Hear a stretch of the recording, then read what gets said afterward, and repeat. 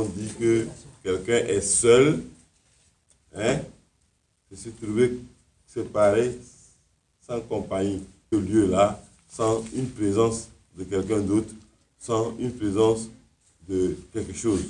Donc on peut dire que je suis dans le désert, hein, dans le désert, sans rien. Je suis seul. Hein, et voilà. Donc c'est ça qu'on appelle seul.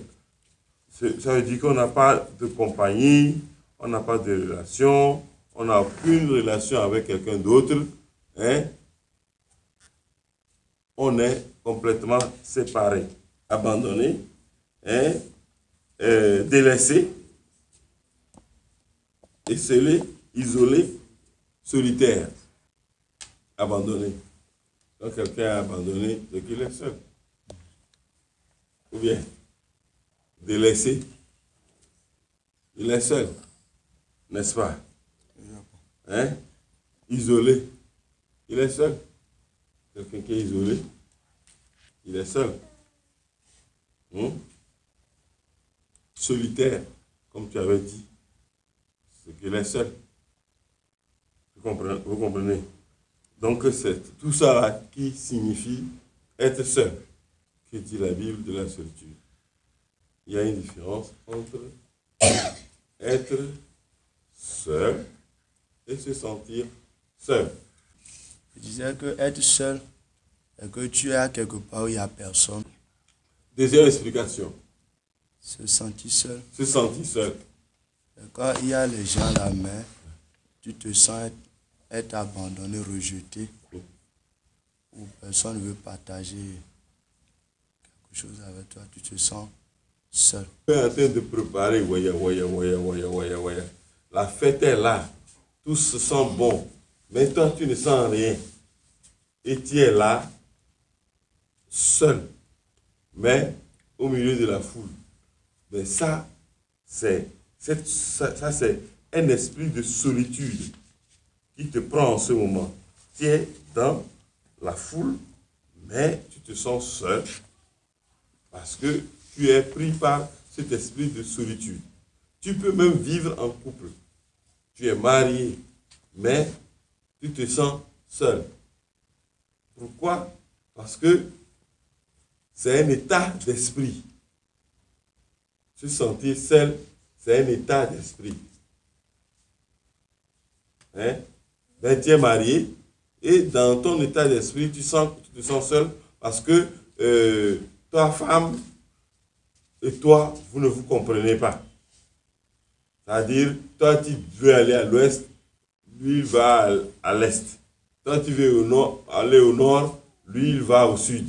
Et vous êtes là, c'est-à-dire, vous n'avez rien d'ensemble. Hein? Vous vous sentez, c'est-à-dire, en couple, vous êtes en couple, mais vous vous sentez seul. Parce que vous n'arrivez pas à unir vos idées, vous n'arrivez pas à unir vos sentiments. Donc, vous êtes en couple, mais vous vous sentez seul. Comme si vous étiez en train de vivre sans mari, ni ou bien sans femme. Vous comprenez? Donc, c'est un état d'esprit. On peut être à l'église et au lieu de vivre la fraternité, mais on se sent seul. Hein? Quand tu es là, seul, à l'église, tu es là, mais tu sens comme si personne ne s'intéresse à toi ou tu ne comprends rien, tu es là seul. Ou bien toi-même, tu crois que personne ne s'intéresse à toi. Or, les gens s'intéressent à toi, mais toi-même, dans ta tête, tu crois que personne ne s'intéresse à toi. Donc, c'est un état d'esprit. Donc, cet état d'esprit fait que tu te sens comme tu es seul. Et ça relève des émotions. Tout ça là, ça vient des émotions. Hein? Ça vient des émotions, ça vient des sentiments. Hein? Et ces émotions et ces sentiments font que tu te sens être abandonné ou séparé des autres. Et souvent, quand ça se passe comme ça, l'homme souffre beaucoup. Et on peut même commencer à vivre une solitude qui peut nous amener même dans une sorte d'isolation, d'abandon très, très, très poignant et qui nous amène même vers une maladie qu'on peut appeler la déprime. Ça peut nous amener vers une maladie qu'on peut appeler la déprime. Est-ce que quelqu'un comprend ce qu'on explique? Hein? Donc, être seul pour quelque chose, c'est différent de se sentir seul. Parce que se sentir seul et vivre la solitude, souvent, c'est très mauvais. Jésus même a senti ça. Il a senti l'abandon complètement à la croix. Il a senti l'abandon. Et c'était très lourd pour lui. Qu'il a eu à crier. Hein? Nous allons lire ça. Hein? Dans Matthieu 27, verset 46. Ouais. Et vers la 9e heure, vers la 9e heure, Jésus s'écria d'une voix forte. Jésus s'écria d'une voix forte. Élie, Élie, lama sabachthani. Élie, Élie, lama sabachthani. C'est-à-dire, mon Dieu, mon Dieu, mon Dieu, mon Dieu, pourquoi m'as-tu abandonné? Pourquoi m'as-tu abandonné? Hein? Donc Jésus se sentait abandonné. Abandonné de son Père, qui est le Dieu. Parce que la souffrance était trop. La douleur était trop. Mais il ne voyait même personne qui est là pour le consoler. Il était complètement, il se sentait abandonné. Malgré qu'il y avait des gens autour, sa mère était loin, elle le regardait. Ses disciples étaient loin, elle le regardait. Mais il se sentait complètement abandonné, complètement abandonné, complètement abandonné. Donc, ce sentiment de solitude vraiment peut t'amener à crier. À crier. Ça peut t'amener à crier. Mais certaines personnes, ça peut les amener à crier et à pleurer, mais à pleurer dans le vide. Certaines personnes, ça peut les amener à crier, à pleurer dans le vide. Mais quand tu cries et tu pleures dans le vide, ça ne te sert à rien. Ces pleurs et ces larmes sont des semences stériles. Ces pleurs et ces larmes sont des semences stériles. Mais, par contre, quand tu pleures, ces émotions-là qui te font pleurer parce que tu te sens abandonné, si tu pleures et ces larmes coulent devant Dieu, elles peuvent te donner une consolation qu'on appelle l'Esprit Saint. L'Esprit Saint va venir et il va te consoler puisque Dieu dit, je vous enverrai un consolateur dans Jean 14. Yes. Je vous enverrai un consolateur, le Saint-Esprit surveillant sur vous. Je vous enverrai un consolateur. Donc, si tu te sens si abandonné et tu cries à Dieu, ces larmes, c'est une semence qui va invoquer le Saint-Esprit qui est le consolateur et le Saint-Esprit qui est le consolateur va te consoler. Donc, c'est très important. Donc, et la solitude, l'abandon, être délaissé, c'est quelque chose que les gens connaissaient dans la Bible. Les gens ont connu ça beaucoup dans la Bible. Et ça, ces choses-là font que beaucoup de personnes dans la Bible qui ont eu ça ont connu des déceptions. Mais quand ils se tournaient vers Dieu et ils criaient, comme David, dans Psaume 25, verset 16, quelqu'un peut nous lire ça? Jusqu'au verset 21. Psaume 25, verset 16, jusqu'au verset 21. Je lis au nom de Jésus. Regarde-moi et aie pitié pitié de moi, car je suis abandonné et malheureux. Les angoisses de mon cœur augmentent. Tire-moi de ma détresse. Vois ma misère et ma peine, et pardonne tous mes péchés. Vois combien mes ennemis sont nombreux, et de quelle haine violente ils me poursuivent. Garde mon âme et sauve-moi, que je ne sois pas confus, quand je cherche auprès de toi mon refuge, et que l'innocence et la droiture me protègent, quand je mets en toi mon espérance. Est-ce que quelqu'un a écouté? Reprends encore. Suivez très bien.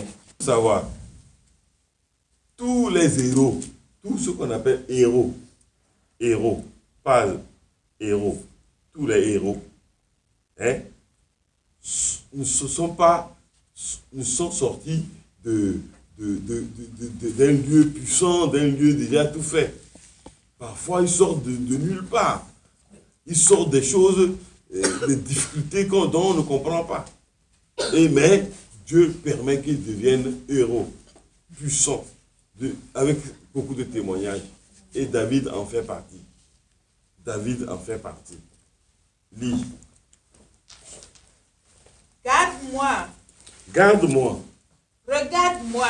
Regarde-moi. Et aie pitié de moi. Et aie pitié de moi. Car je suis abandonné et malheureux. Car je suis abandonné et malheureux. Il disait son cœur à Dieu. Il disait à qui? C'est à Dieu qu'il disait, garde-moi et regarde-moi.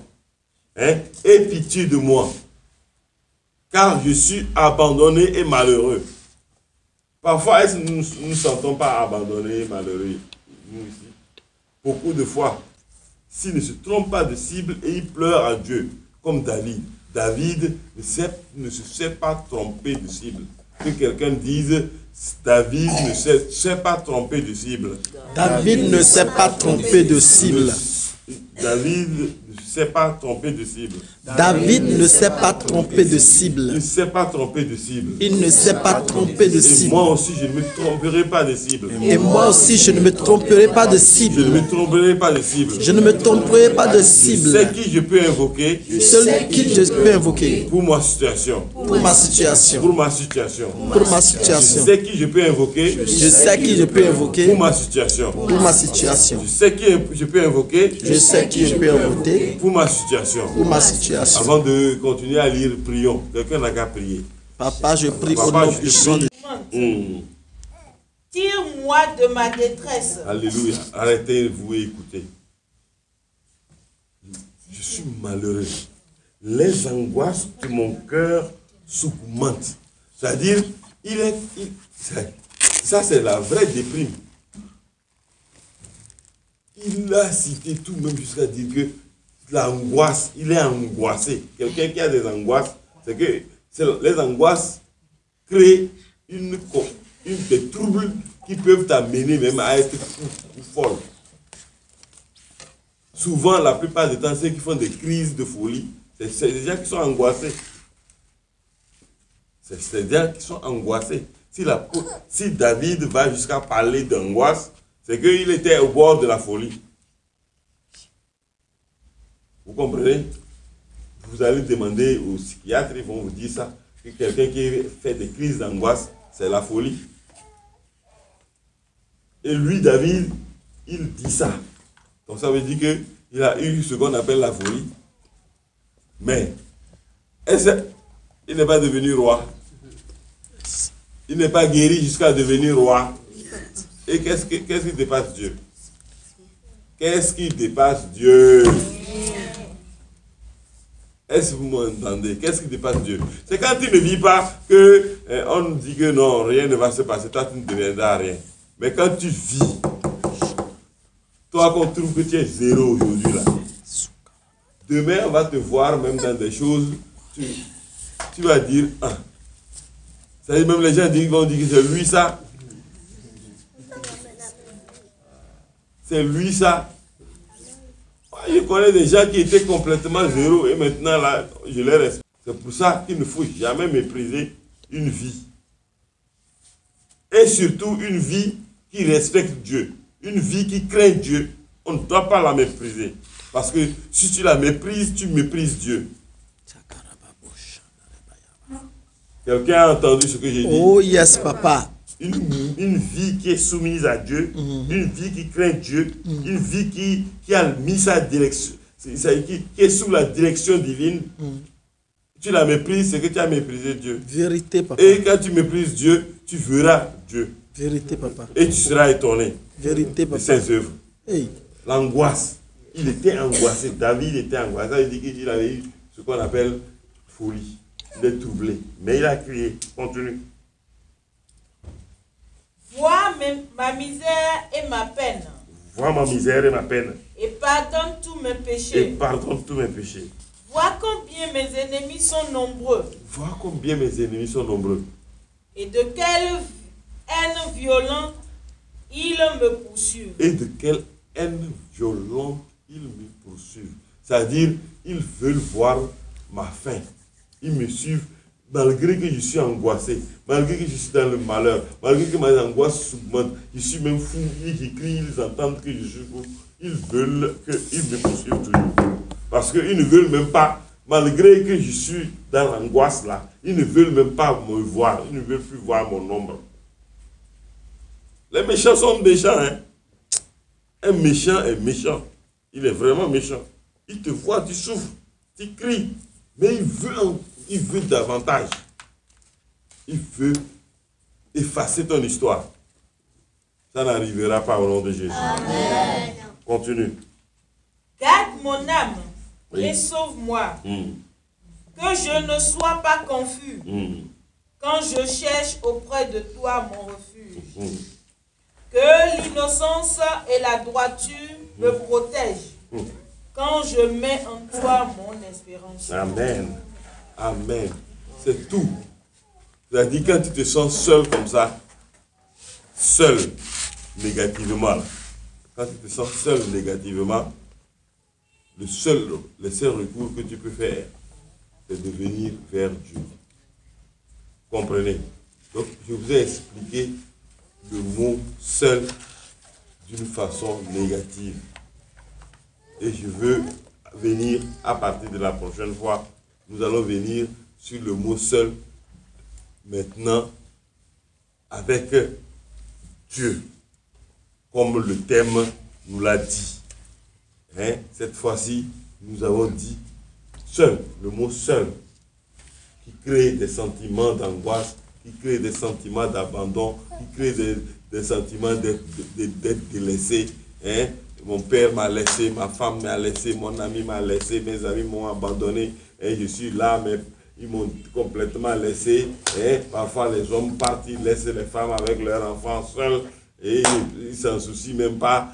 C'est un abandon. Et parfois les femmes aussi partent et laissent leur mari avec leurs enfants. C'est vice-versa. Hein? Nous avons connu ça, on a connu ça. Même j'étais parti en Europe, j'ai certains amis qui, j'ai constaté ça, j'ai compris ça. Hein? C'est vice-versa. C'est vice-versa.